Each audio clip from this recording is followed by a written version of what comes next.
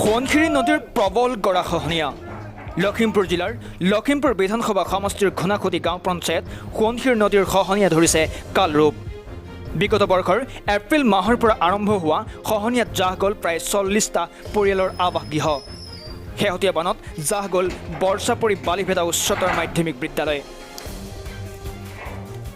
1988 চনতে প্ৰতিষ্ঠা লাভ কৰা বিদ্যালয়খনত বৰ্তমানে 113 গৰাকী ছাত্ৰ ছাত্ৰীয়ে অধ্যয়ন কৰি আছে বিভিন্ন সময়ত চৰকাৰ প্ৰশাসন আৰু জনপ্ৰতিনিধিৰ ওচৰত খহনীয়াৰ স্থায়ী সমাধান দাবী জনাই আহিছে যদিও আজি পৰ্যন্ত কোনো ব্যৱস্থা গ্ৰহণ কৰা নাই জলসম্পদ বিভাগে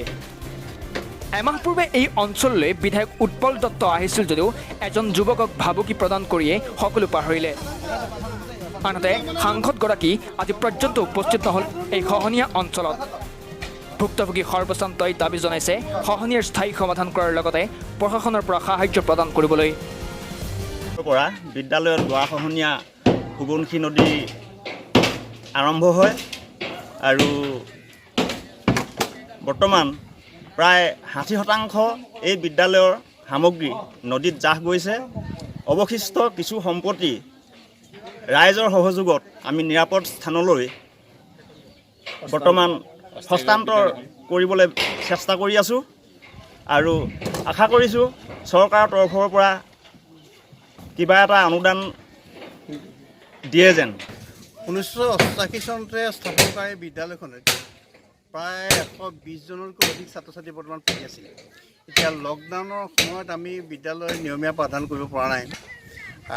শিক্ষকসকলো আমি আহিব পৰা নাই এতিয়া এই মুহূৰ্ততে আমাৰ গৰাখহনীয়া হোৱাৰ কাৰণে আমি বৰ বিপদত পৰিছোঁ স্থানীয় ৰাইজক আমি নিমন্ত্ৰণ জনোৱাৰ পাছত ৰাইজ আহিছে সামাজিক দূৰত্ব মানি তেওঁলোকে সহায় সহযোগ কৰি আমাৰ বিদ্যালয়খন স্থানান্তৰ কৰিবৰ কাৰণে যত্ন কৰিছে এতিয়া যিটো গতিত এই সোৱণশিৰি নদীৰ গৰাখহনীয়া ইয়াত অব্যাহত আছে এইমতে যদি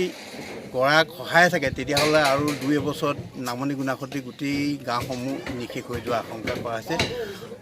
1998 চনৰ পৰা ইয়াত গৰাখহনীয়া আৰম্ভ হ'ল ইতিমধ্যে বহু গাঁও নদী বুকুত জাহ গ'ল নামঘৰ গ'ল চৰকাৰী অনুষ্ঠান গ'ল অংগনবাদী গ'ল গতিকে ৰাইজে এতিয়াও একো ব্যৱস্থা হাতত ল'ব পৰা নাই ৰাইজৰ অৱস্থা একেবাৰে বেয়া চৰকাৰে কিন্তু একো প্ৰয়োজনীয় ব্যৱস্থা গ্ৰহণ কৰা নাই আমি ৰাইজৰ তৰফৰ পৰা এটা বিনম্ৰ অনুৰোধ চৰকাৰক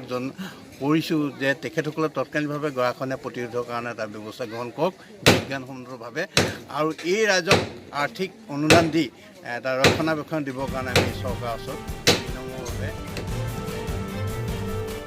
লখিমপুৰৰ পৰা পল্লৱ মিলে ৰিপৰ্ট টাইমছ গুৱাহাটী